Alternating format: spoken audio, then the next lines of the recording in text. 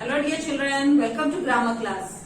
So children, in the previous class we have started many of the exercises from our grammar book and we have completed exercise A, B, C. हमने कुछ और नए conjunctions के बारे में भी सीखा था. We have already done and, or, but. Two more conjunctions you have learned, because and so.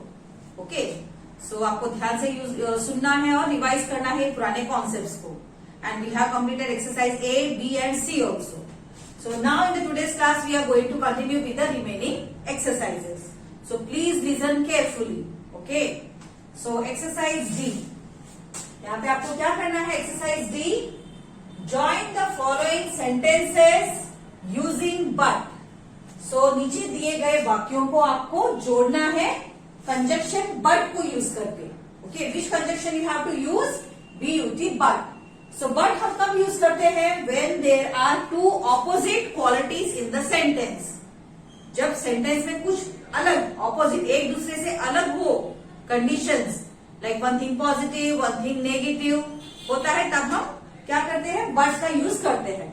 Number one, I am happy. पहला सेंटेंस आपको क्या दिया गया है? आई am happy.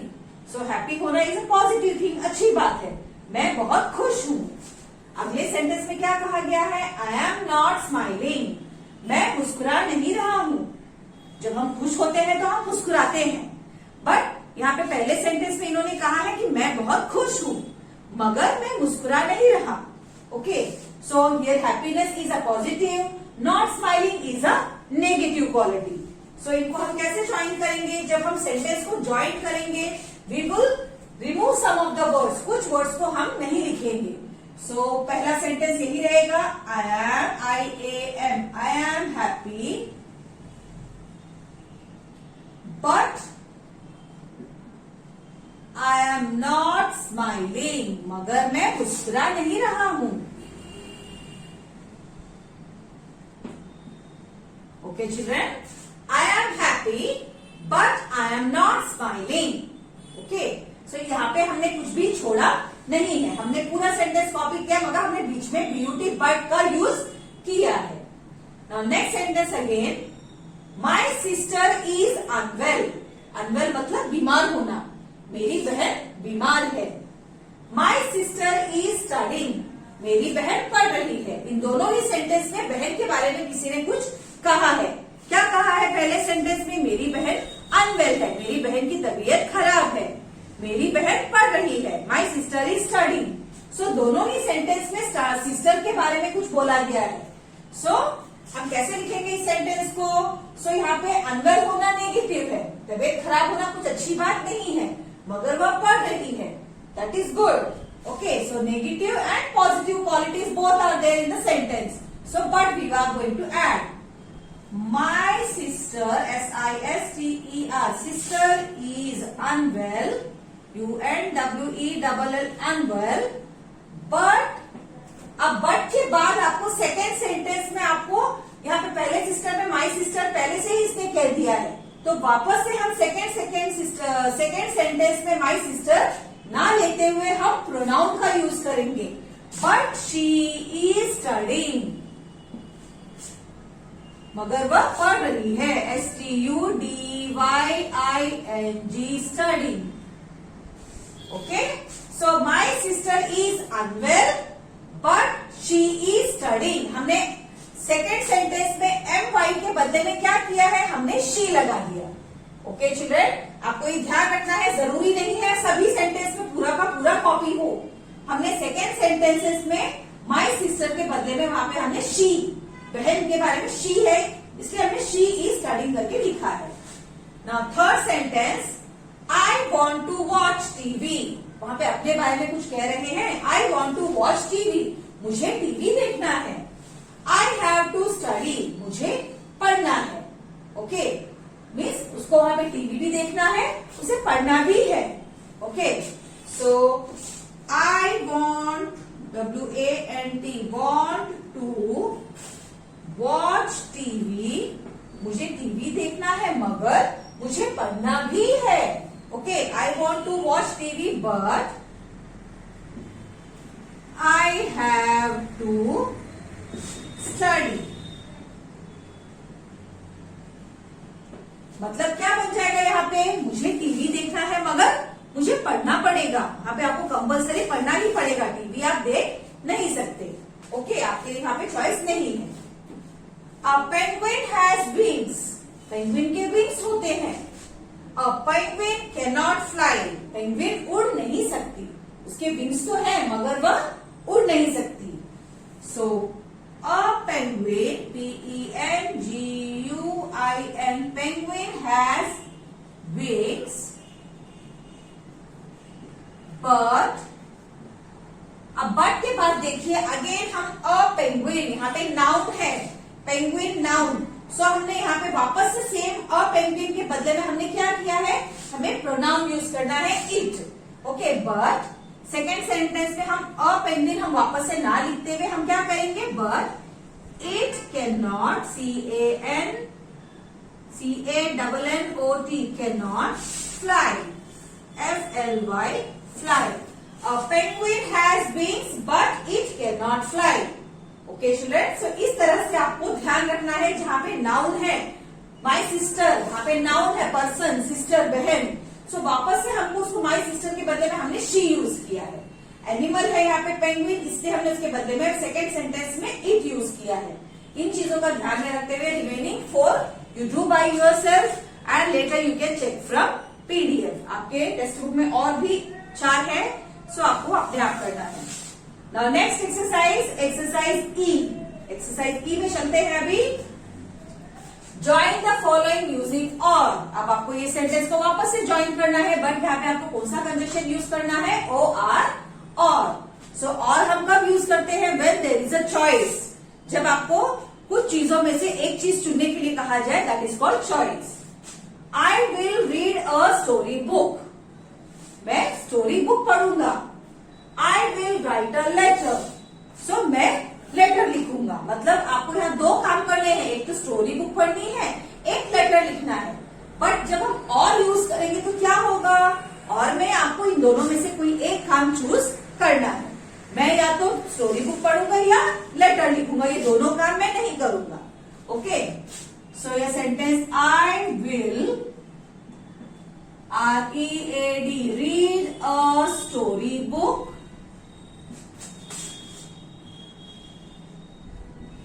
or I will write WRITE write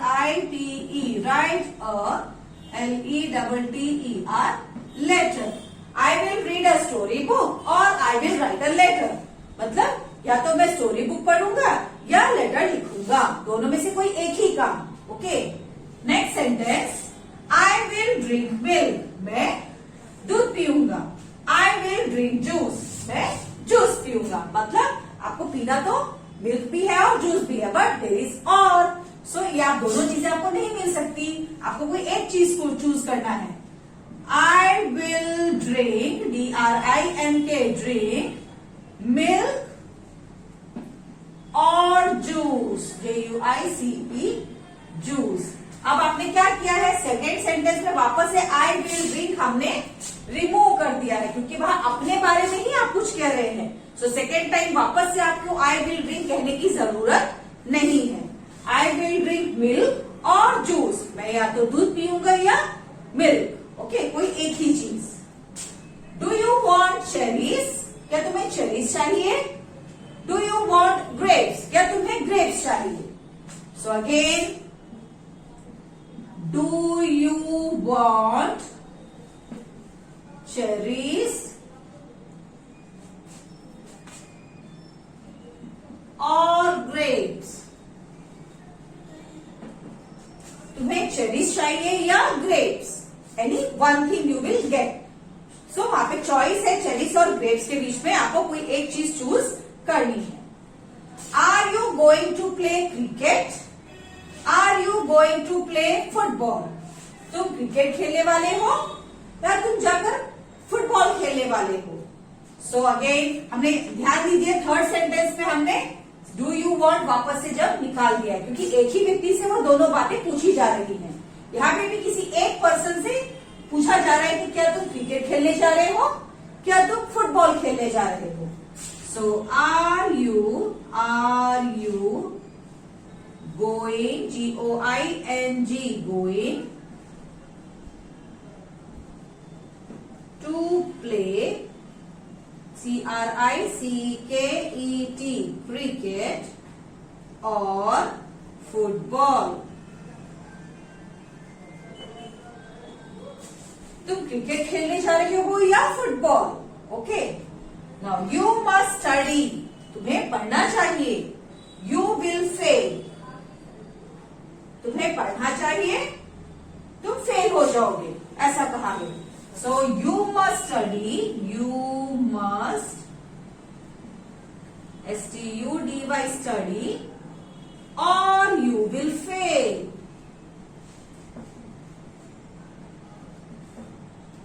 okay, यहाँ पे full stop ही रहेगा. ऐसा कहा गया है you must study or you will fail, तुम्हें पढ़ना चाहिए नहीं तो तुम फेल हो जाओगे. Okay, so you must study or you will fail.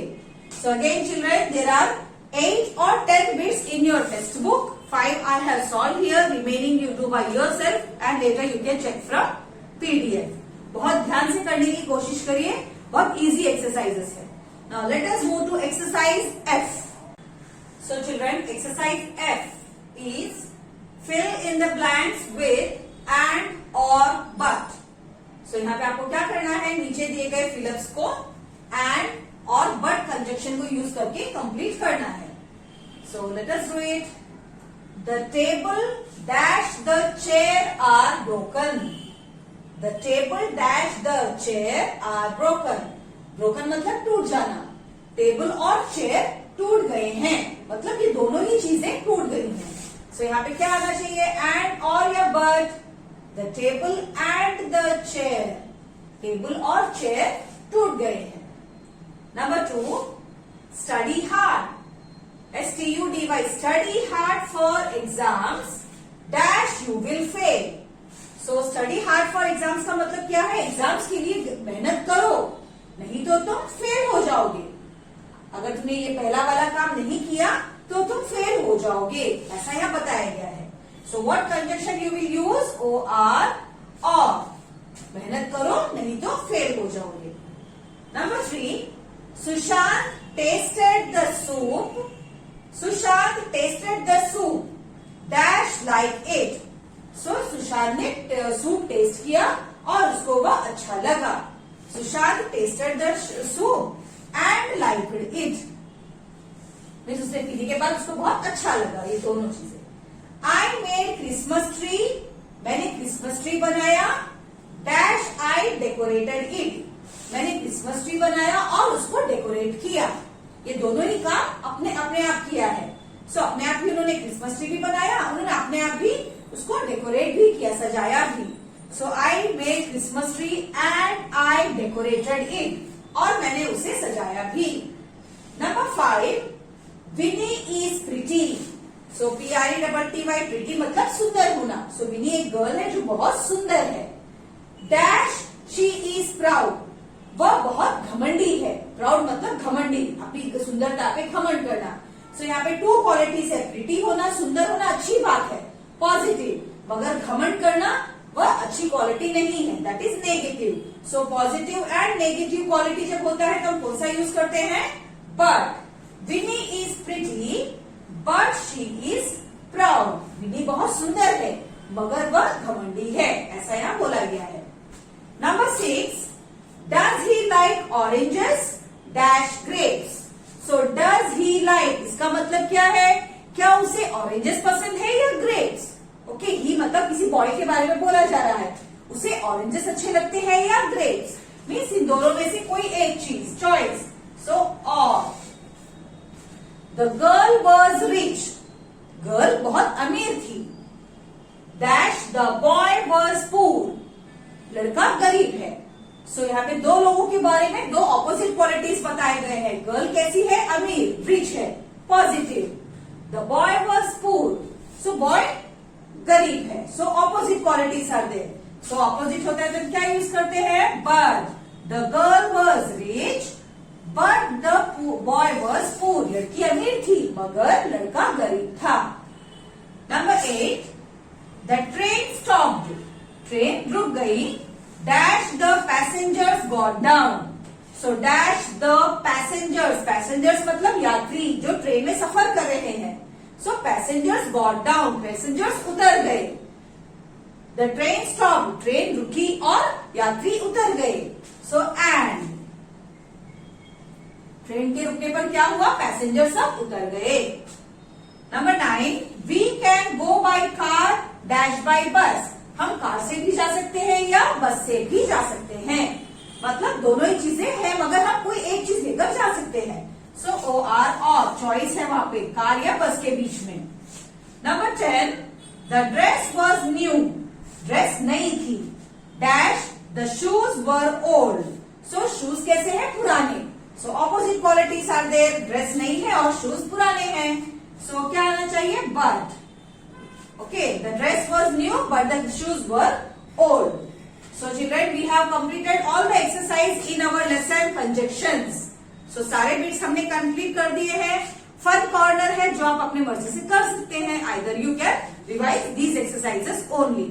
So please go through all the exercises and the concepts if you are not clear. अगर कुछ रह गया है जो समझ में नहीं आया तो वापस से आप वीडियोस को सुनिए और लेसन को थॉरो करिए.